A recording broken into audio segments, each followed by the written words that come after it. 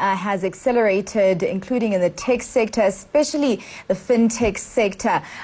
Very, very exciting time. I just want you to walk me through, Murray, on what Blue Code is, where it started, and what the reason for that was. Sure, and thanks for the interest. Blue Code is a digital mobile payment, mobile phone to mobile phone, but it's an actual merchant acquiring payment. So it's like a debit card without a debit card. There's no cards involved whatsoever. So it's really to facilitate a mobile payment between any customer from any bank to any merchant from any other bank, and then all of the settlement that happens in behind it. And it aims to, eventually start to edge cash out of the market and provide more digital transparency. All right. Now, I see that this started because European companies, basically, they saw that it wouldn't be a good thing if geopolitical tensions arose because they were using card payments from the U.S. And we are living in a quite shaky environment right now where geopolitical tensions have become quite prevalent. And I just want to know, how has Blue Code made these agreements politics-proof? Yeah, well, I mean, Blue Code does come out of Europe, where it has a substantial impact. And the reason why Blue Code started was because Europe, when Eurocard was sold to MasterCard, Europe became completely dependent on two American corporations for all of their payments, which, in an ideal world wouldn't matter. But in the world that we live in now, as the pendulum swings away from globalization and to more national and regional focus, those kind of dependencies are quite dangerous, particularly in Africa.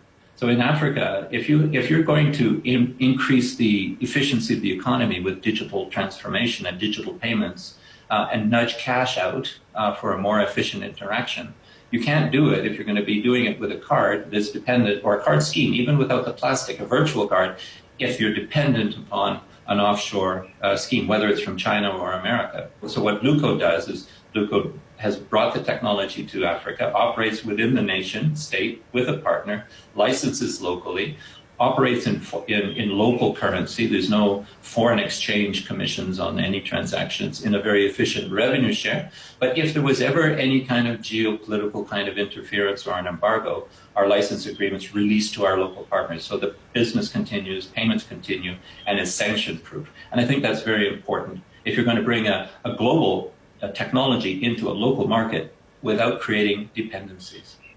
Now, Murray, tell me about Blue Code's reach in Africa. What are there certain countries that you are concentrating on? And what are some of the risks and the challenges that you have encountered in Africa?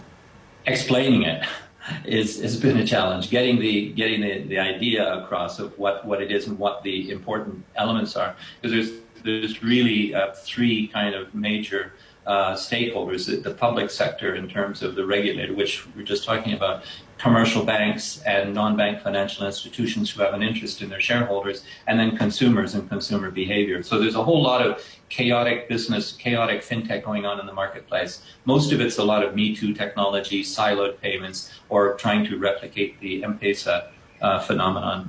So breaking through the noise has been a bit of a challenge. We had originally thought we would focus on a couple of small countries and demonstrate this, but instead we got drawn straight into the center of some of the largest economies. So we're in Nigeria. We have gone through a lengthy POC with the payment gateway.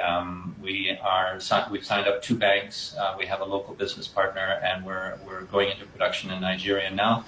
And we've got some advanced discussions again in Ghana and in South Africa as well. South Africa is a particularly interesting case. So those are the major sub-Saharan economies that we're focused on right now. But we aim for a SADC play and a West African play broadly.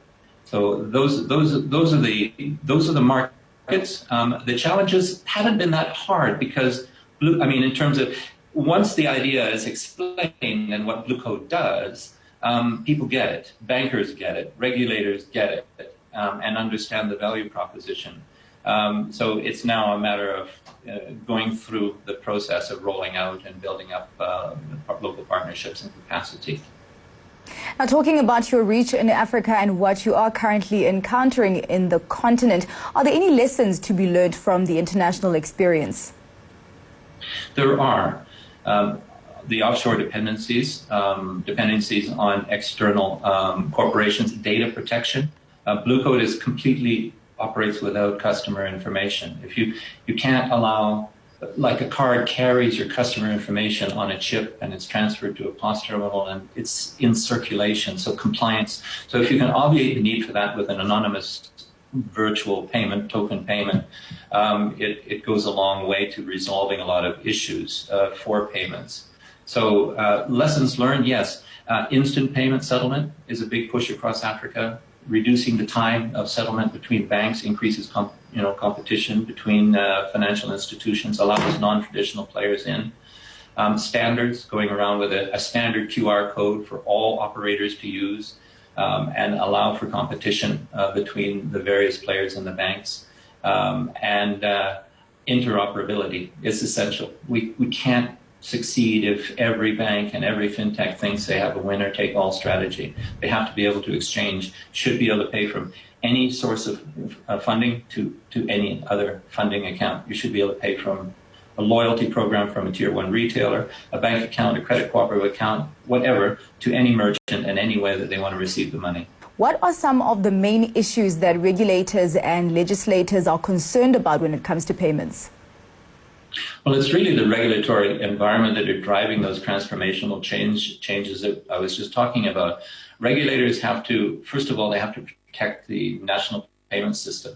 A bank doesn't necessarily care if there's a dependency on a card scheme offshore in the US or a platform like Alipay from China, because it's profitable for them in the short run and they're making money. But it's not in the interest of the country to replace cash with external dependencies. So regulators have to pay attention to those kind of dependencies if we're going to really promote digital transformation. Secondly, regulators have to make sure that we have a very efficient payment system, increasing the velocity of payments, reducing friction, protecting the market, security, data privacy, and ultimately creating an enabling environment for a more competitive, cooperative and interoperable market, and democratizing the process. So I think those are the major themes that all the regulators are focused on right now, and we're seeing the results already. Now we go to traditional banks and we talk about how they do need to be changing things. Things have been accelerated, of course, because of COVID-19, and banks need to be forward thinking. So what do banks need to be thinking about, in terms of mobile payments? Well, again, I think banks need to find an off-ramp from legacy. A legacy system is like a card scheme or any, the old way of doing things. And you can't just put a fresh skin on it. You can't take away the plastic and put the same thing on a phone, but still be dependent on legacy transactions, legacy infrastructure. So we need to find an off-ramp from legacy that isn't going to cannibalize the bank's revenue, provide them an equivalent revenue, but at a much lower cost point by disintermediating a lot of costs. So there's an opportunity. The banks have to cooperate. The banks have to look for alternate settlement to be able to interoperate and still differentiate between themselves with a digital payment on the account rails and get off the cards and not try to keep deepening legacy. So I think that's important. And to unencumber themselves from siloed payment solutions. We do know that the informal sector needs more access to finance. And I mean, what are the real opportunities here for banks, especially looking at how they still need to differentiate themselves while also cooperating with the changing environment and changing human behavior? Sure. And like whether it's tier one retailers or established commercial banks, they are only going to be able to grow in a zero sum by taking customers from each other, or they have to grow the pie. And here they are operating in the formal sector, and you've got in South Africa, maybe 20% of the economy operating in the informal sector. In other countries, the informal sector is as much as 65% of GDP. It's opaque. You can't see it. And the only way a bank can see it is through data. So a bank needs to provide a merchant payment to small business, those that are underserved at the bottom of the formal economy and those that can be served that are close to the edge of the formal economy. Give them a digital payment from the bank. Let them have payment acceptance. Let the payments come to the bank. The bank can see the payments, collateralize the cash flow, and offer other products, insurance, savings, accounting services, et cetera, to grow those businesses, stimulate the economy, create jobs, create wealth, and then just keep driving out further. And until we light up, the majority of that informal economy by learning how to get the transaction costs down and use data effectively. That's the process we've been through for 2 decades with the consumer. We need to pivot to the productive economy, and I think it's absolutely essential. And just moving to retailers, Murray, retailers have been using card payment systems forever.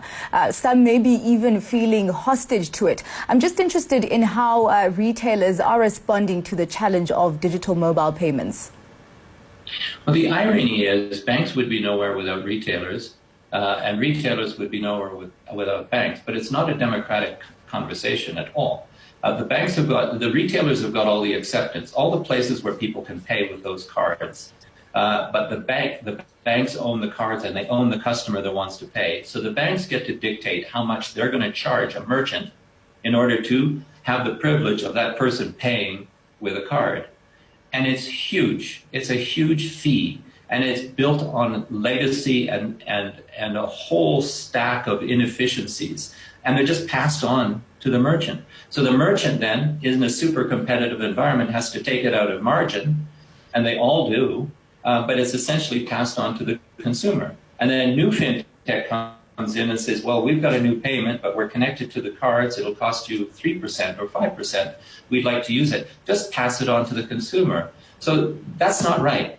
I think that the merchants should have some participation in a more democratic engagement in the payment system. And if we have an account rail-based payment where a consumer and also the retailer, their principal concern is loyalty of the customer. They've got to keep that customer engaged with them because they're in an intensely competitive environment. So they give the customer loyalty, they give the customer an app.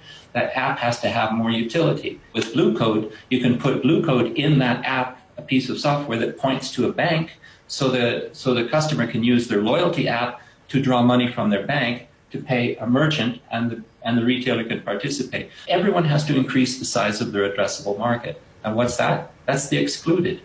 We have to do more with the people we've got, and we have to be able to do something with the people we don't. Very real opportunities there. Thank you very much for that insight. That was Murray Gardinger, the MD of Blue Code Africa.